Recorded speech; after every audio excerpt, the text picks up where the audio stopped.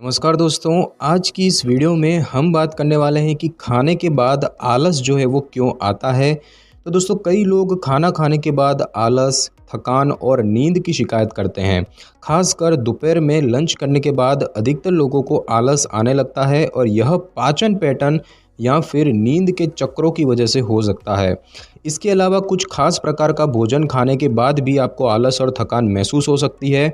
दरअसल कई बार खाने के बाद भी शरीर में ऊर्जा का स्तर कम हो जाता है और इससे आपको आलस और थकान महसूस हो सकती है।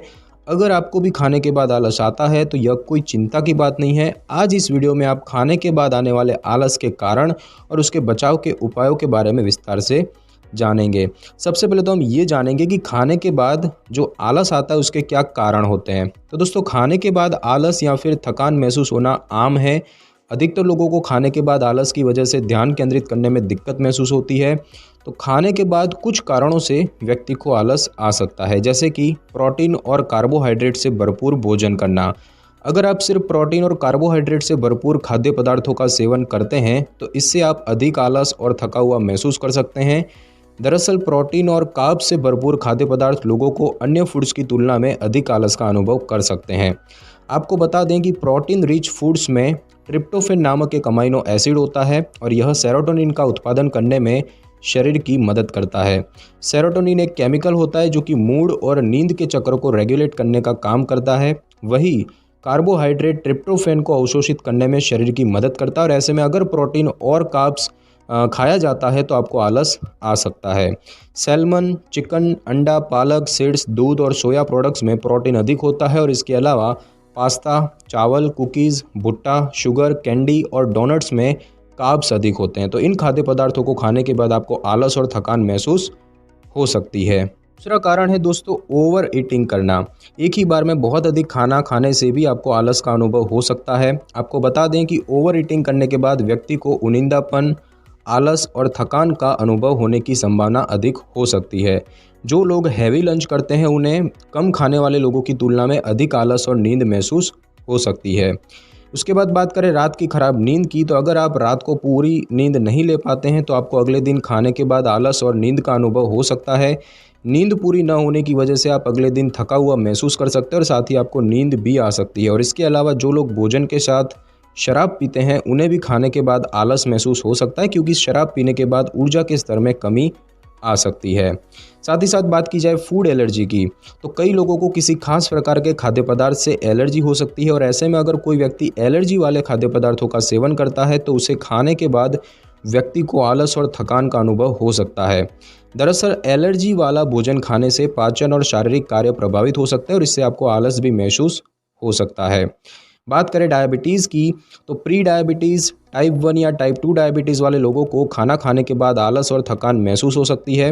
दरअसल डायबिटीज़ में ब्लड शुगर का स्तर अधिक हो जाता है और ऐसे में ऊर्जा के स्तर में कमी आने लगती है और इसकी वजह से आपको आलस का अनुभव हो सकता है।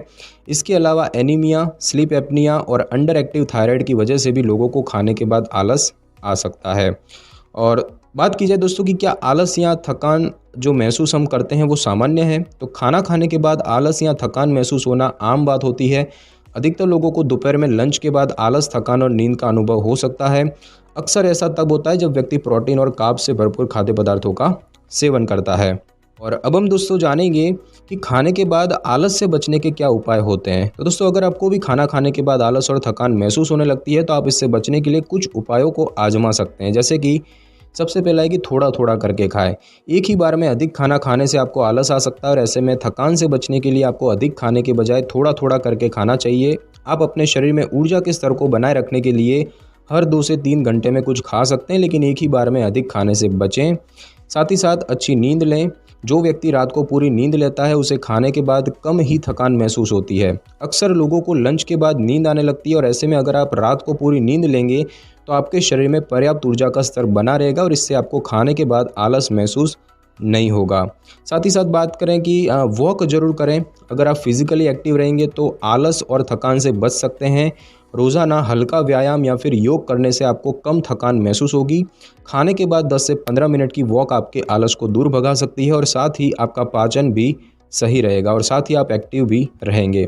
बात की जाए लाइट थेरेपी की, तो अगर आपको खाने के बाद आलस महसूस होता है तो आप लाइट थेरेपी ले सकते हैं और इसके लिए आप खाने के बाद तेज़ रोशनी या फिर धूप में कुछ समय के लिए बैठ सकते हैं। इससे आपको थकान और आलस कम होने लगेगी और नींद भी नहीं आएगी।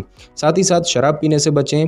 जो लोग भोजन के साथ शराब पीते हैं उन्हें अक्सर खाने के बाद आलस आ सकता है, क्योंकि शराब पीने से ऊर्जा के स्तर में कमी आने लगती है और ऐसे में आपको शराब पीने से बचना चाहिए। साथ ही साथ आप बैलेंस डाइट लें। बैलेंस डाइट लेकर आप खाने के बाद आने वाले आलस और थकान से बच सकते हैं। इसके लिए आप अपनी डाइट में सब्जियां, साबुत अनाज और हेल्दी फैट्स को भी शामिल करें। इससे आपके शरीर में ऊर्जा का स्तर बढ़ेगा और इसके लिए आप ड्राई फ्रूट्स, सीड्स और ऑलिव ऑयल को शामिल कर सकते हैं। और साथ ही साथ शुगर से परहेज़ करें। अधिक चीनी खाने से एनर्जी का स्तर कम हो सकता है और आपको नींद आ सकती है, और इसीलिए खाने के बाद आलस या थकान से बचने के लिए आपको शुगर फ्री चीज़ें खाने का प्रयास करना चाहिए।